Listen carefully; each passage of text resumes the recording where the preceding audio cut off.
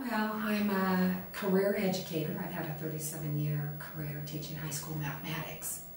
And I love the state of Idaho. I am a native Idahoan, but it's really about my 4 grandkids, and I really want to make sure that they have a future that offers them the opportunity really to stay in Idaho with good paying jobs and a growing economy.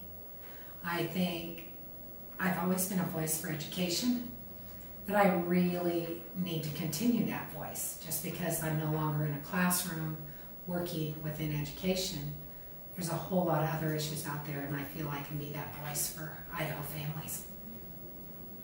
Absolutely. And what are some central issues to your re-election campaign this year? For me, it is about education. There's a whole lot of things that are going to come down, as in the funding formula is going to make some major changes. Hopefully that'll put a little more local control to our local districts. In the last 2 years, I've really fought to make all our educational funding equitable for all Idaho students.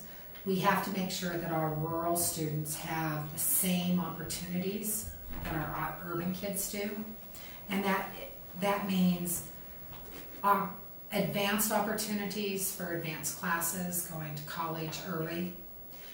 That means pre-K, some preschool opportunities. There are a multitude of programs out there, but again, the state has funded an internet program, but we have places in Idaho that don't have accessibility to internet, so that doesn't really help us.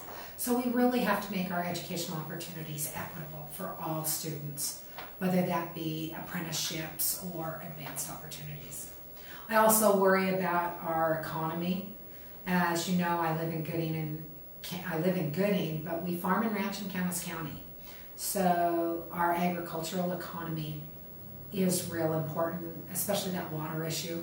We've been fairly fortunate the last couple of years to have water and recharge, but that is a conversation that we've got to keep in the forefront to make sure that that is a resource that's renewable for all of us. That there are places in the United States that they've drained aquifers and things like that, and we don't want to be there. So, those are 2 of my near and dear issues, but I lived in northern Idaho and before we moved down here, so public access is important for me, our public lands. So our district really represents my 3 top pieces of what I would really like to talk about. Absolutely. And as a lawmaker and former educator, how do you view rankings that place Idaho at the bottom of states in the U.S. in terms of per student spending? We can do better.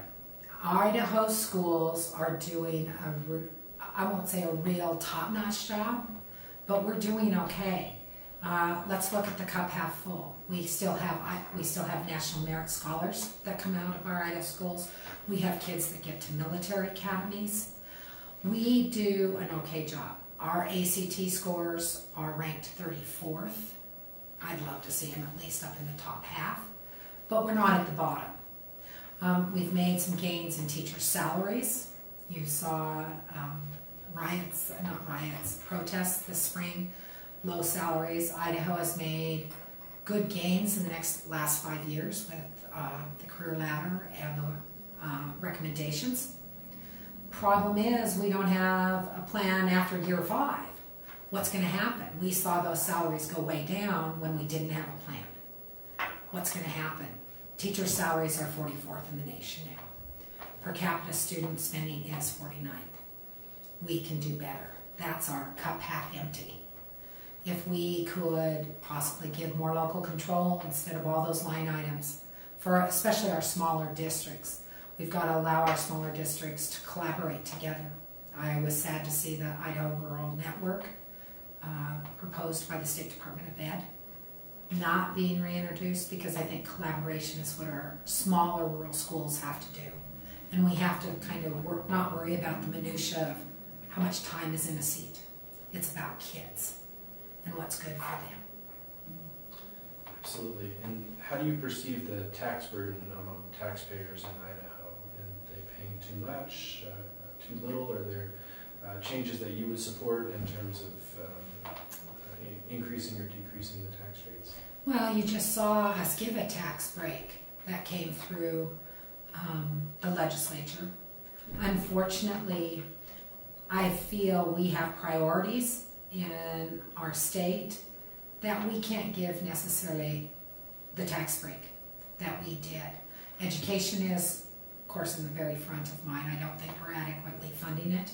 And our infrastructure needs to catch up. We still have 300-400 bridges that aren't up to code. And we're not putting money into, particularly our rural infrastructures. Roads, bridges, that's city entities, sewer plants, all of those have to be ready to meet the growth that we're experiencing in Idaho at this point. We gave a corporate tax break, which was the largest. Unfortunately, 80% of those corporate offices are not in Idaho. So that means money's going out of state. And I don't like to see that. If we're let's make it equitable across the way. If you happen to be in the low tax bracket, you make $4. If you're at the top end of that, you made $4,000. That hardly seems equitable because it's those people that work every day, hard-working, day-to-day expenses that they're not meeting. We have housing needs in our area, and we have to make sure that those that are working day-to-day can meet the expenses they need. And I'm not so sure huge tax breaks on the top end is where it needed to be. It needed to be more equitable to those that pay they make the least, and you're expecting them to carry the burden. That's the most number. I think we needed to be a little more fair in what we did. Idaho voters will decide a ballot measure this fall that would expand Medicaid in the state of Idaho to cover a gap population that's flummoxed lawmakers for a number of sessions now. What is your stance on that proposition, Prop 2, and how would you work to implement it if voters passed it? And that's my job. If the voters pass it, that's my job to figure it out. I do believe we should. The legislature's had 6 years to do that and have done nothing. They keep saying, oh, we're working on it. Well, I haven't seen it and I've been there 2 years, which means the previous 4 years, nothing was done. 2 more years, we're up to 6 years. I think at this point, expanding Medicaid is a ready solution. I really do believe we should come up with an Idaho solution, but we have 60,000 plus people out there right now without insurance. Let's expand Medicaid, and it's our job to figure out how to fund that. There's a multitude of options I've heard. We have to look at the figures, and you know what? We have to do what the people vote. And I would wholeheartedly then encourage every one of us in the legislature to look for an Idaho solution and not just say no. It's about conversations for solutions. So that would be my thought on that. I really think we have to cover 60,000. Those are our neighbors. They're our friends. Their children. We need to make sure that we're all covered in that. Absolutely. Well, anything else that you'd like to share with voters in District 26? I'm running for re-election. I ask you to look at the people and the issues and make sure that you vote November 6th.